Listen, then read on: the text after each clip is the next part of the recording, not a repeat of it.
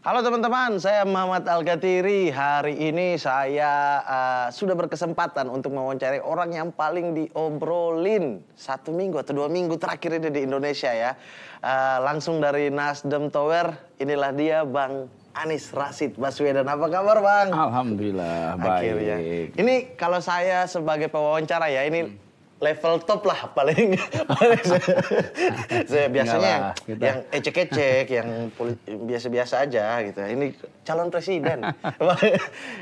Gimana Bang tanggapannya? Saya dong yang beruntung dari tamunya Bang Mamat. Wah, saya yang beruntung. Saya dong yang beruntung. Tanggapannya Bang, akhirnya Nasdem mendeklarasi seorang Anies Baswedan untuk menjadi capres dari Partai Nasdem. Tanggapannya apa? Pengen aja? Apa ada sesuatu yang memang abang sudah cocok dengan Nasdem?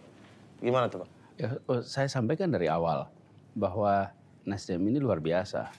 Karena ketika mulai mengusulkan 3 nama dari berbagai daerah, itu nama-nama yang diusung adalah nama-nama putra bangsa, kader bangsa. Bukan sekedar kader Partai Nasdem. Jadi Bang Surya dalam hal ini memiliki satu pandangan tentang bagaimana partai politik itu menjadi sebuah wahana untuk memfasilitasi siapapun yang dalam konteks bernegara dianggap bisa untuk menjalankan tugas. Karena itu kan dikerjakan hal yang sama di bupati, wali kota, gubernur, dan sekarang pada saat Sapres. Jadi saya melihat ini sebagai sebuah kepercayaan. Saya melihatnya sebagai sebuah amanah. Karena itu saya jawab waktu itu dengan segala rendah hati. Saya sampaikan, Bismillah, insya Allah siap. Dan kemudian saya sampaikan juga waktu itu tanggal 3 Oktober. Ini saya lagi 2 minggu terakhir bertugas di Jakarta. Jadi izinkan menuntaskan, alhamdulillah kemarin selesai 16 Oktober. Tugas di Jakarta tuntas.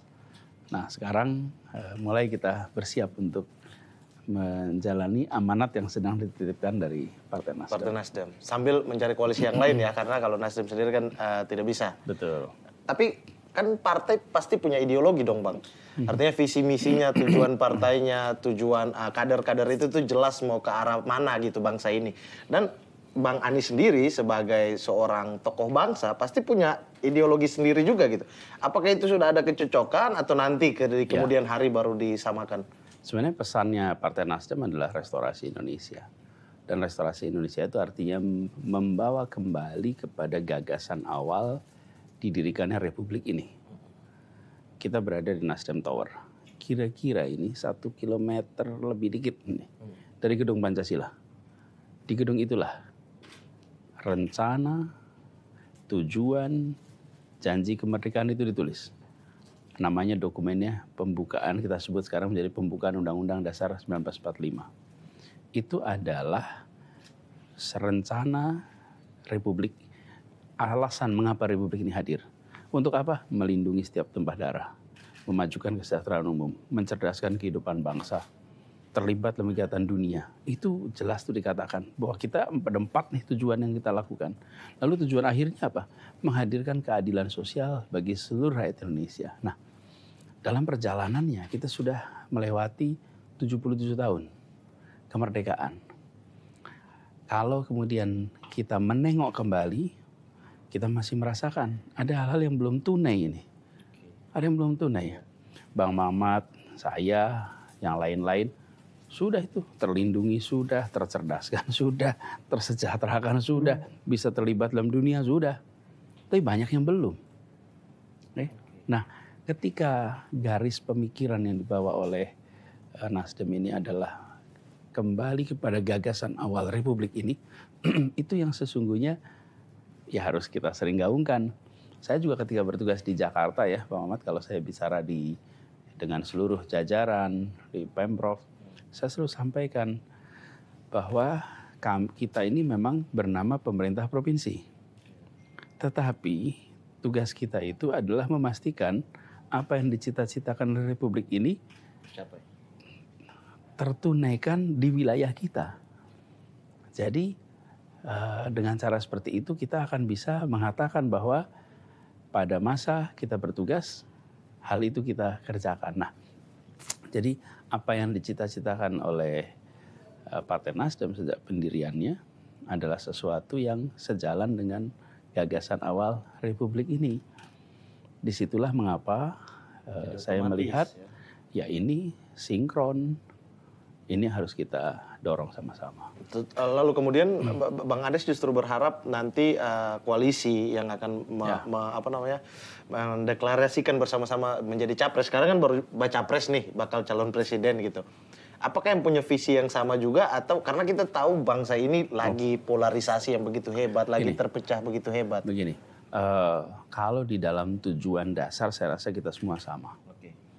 Dan polarisasi itu yang hebat tuh di sosmed kok. Di masyarakat nggak ada polarisasi seperti itu. Nah, netizen tuh marahin Pak. Saya dukung Pak. Coba kita contoh lihat di Jakarta. Di Jakarta itu kalau lihat sosmed, luar biasa ramainya. Cobalah datang ke masyarakat. Kohesif. Masyarakat kohesif.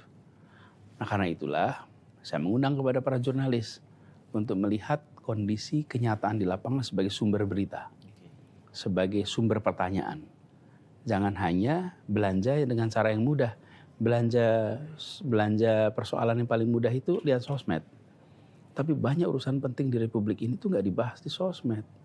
Air nggak dibahas di sosmed. Nggak akan muncul pembahasan kebutuhan dasar air.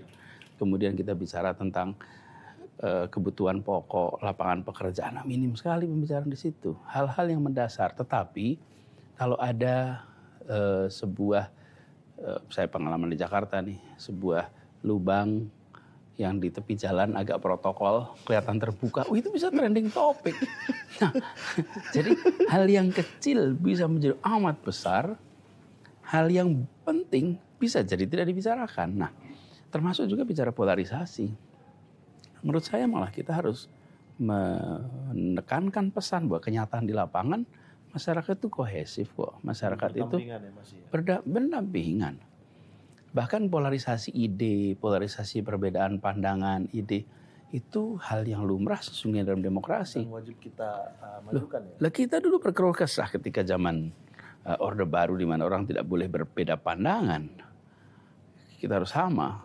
Sekarang kita demokrasi. Dalam demokrasi hak setiap orang. Kita tidak bisa mengatur pikiran dan perasaan orang. Nggak bisa. Yang kita bisa atur itu perilaku. Tapi pikiran, perasaan nggak bisa. Dan kita jangan berharap menyeragamkan perasaan orang. Menyeragamkan pikiran orang. Lalu kalau kita berpandangan menghormati pemikiran, ya ada yang berbeda pandangan ya dihormati saja. Nggak usah dimarahin, nggak usah dicaci maki, nggak usah tidak suka, nggak masalah. Justru kita menghargai. Cara menghargai dengan apa? Dengan memberikan kesempatan untuk mengungkapkan. Dan nggak usah dituntut ke polisi juga kalau mengatakan apa-apa pada kita. Wah, kita kenapa harus jadi nuntut? Saya banget. Oh iya, benar nggak? Benar, nah, iya. benar. Sepakat jadi, Pak. Kalau nanti ada orang mengatakan, Bang Mamat A, B, C, D. Mungkin Bang Mamat nggak senang. Nanti itu dengan pikiran dia. Iya.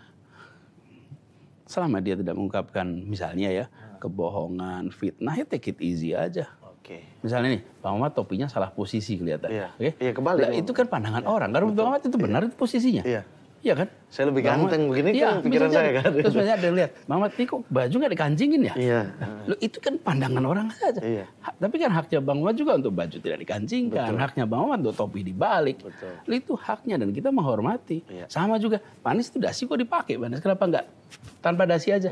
Ya hak saya pakai dasi. Kenapa harus hitam? Kan Nasdem biru tua kan. Nah, misalnya gitu kan pertanyaan. Iya. Jadi itu adalah sesuatu yang boleh saja. Personal ya. Yang jangan itu adalah menyebar mengatakan kebohongan dan melakukan tindakan yang melanggar hukum. Itu tidak boleh melanggar hukum. Persis itu. Pokoknya jangan melanggar hukum aja.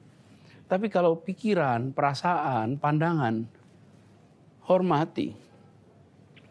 Dan cara mengungkapnya tiap orang beda-beda. Betul. Beda-beda. Ada yang berapi-api. Ya ada yang terbakar. Iya. Tak yang berapi-apinya ya. Seru nih kalau Pak Anies kalau masuk ke arus ini. Tapi Bang, ini satu pemberian yang besar dari Nasdem, artinya diambil dari bukan kader. Kan Bang Anies bukan kader Nasdem kan. Kemudian habis itu ada satu poin yang paling menarik sebenarnya dari Bang Surya Paloh yang menyampaikan bahwa memberi kebebasan kepada Bang Anies Baswedan untuk menentukan siapa cawapresnya. Itu agak tidak pernah terjadi sih menurutku. Saya tidak tahu di belakangnya ya, secara terang-terangan tidak pernah terjadi bahwa seorang presiden dia yang bebas lah pilih. Itu gimana Bang? Abang apa akan menyerahkan kembali ke partai atau memang Abang yang akan menentukan? Pertama saya terima kasih bahwa Bang Surya menunjukkan pesan-pesan kenegarawanan. Karena bagaimanapun juga ketika bekerja bersama, maka diperlukan kemitraan yang pas. Dan kita sudah menyaksikan di dalam pemilihan bupati, wali kota, gubernur, pasangan-pasangan yang lebih merupakan kawin paksa di menit-menit terakhir. Dan ujungnya ada yang bisa bekerja dengan baik, ada yang tidak bisa. Nah, dengan adanya keleluasaan, maka mudah-mudahan bisa menghasilkan satu partnership yang Jadi produktif. Teman bekerja ya. Tentunya. Betul. Nah itu yang kami sangat hargai dan pesan itu menurut saya pesan yang mendalam tentang praktek kenegaraan. Oh, makanya itu ini Pak, saya kan dari Papua nih. Abang kan dari Jogja. Kita sama-sama juga, saya kuliahnya di Jogja juga. Di Jogja juga? Iya, gimana nih capres dan cawapres nih, bisa nggak? Oh, nggak mau pilih yang kayak saya, Pak. Saya justru suara-suara ini marginal dari bawah. Iya kan? Nah, udah masuk politik juga sekarang, Pak Ahmad. Kok langsung ditembak gitu, Pak? Saya niatnya pancing doang. Nggak tahu ya, nanti lihat. Tapi kalau untuk hal-hal yang baik ya kenapa tidak gitu ya. Tapi untuk sekarang belum. Saya paling mau minta ini aja, kalau Bang Anies presiden, jangan lupakan kota saya di Papua, Fak-Fak ya. Siap. Tolong dipecat semua. Semuanya dipecat aja, ganti saya. Ganti gitu? saya. Iya, saya yang bupati lah di sana gitu. Ya, Bang Anies terima kasih banyak. Ya. Semoga lancar urusan kedepannya. Satu kata dong buat orang yang tidak mendukung Bang Anies nantinya. Ya, dari sekarang apa yang Bang Anies mau bilang? Satu kalimat deh untuk menutup ini semua. Bagi orang yang sudah berkoar-koar dan atau nantinya dia memilih dengan pikiran bukan dengan emosi, tidak memilih Bang Anies, apa yang Bang Anies mau bilang? Lihat rekam jejak. Itu aja. Oke, lihat rekam jejak ya. Oke Bang, sehat-sehat yang paling penting, bahagia selalu. Salam buat keluarga juga. Itulah obrolan saya bersama calon presiden dari Nasdem, Anies Rashid Baswedan. Semoga kedepannya mendapat pasangan cawapres yang oke juga, yang dari pilihan Bang Anies sendiri biar bisa menjadi partner yang hebat ya. Amin. Untuk itu saya Muhammad Al-Gatiri pamit. Bang Anies Rashid Baswedan, tepuk tangan untuk semuanya. Terima kasih Bang. Thank you.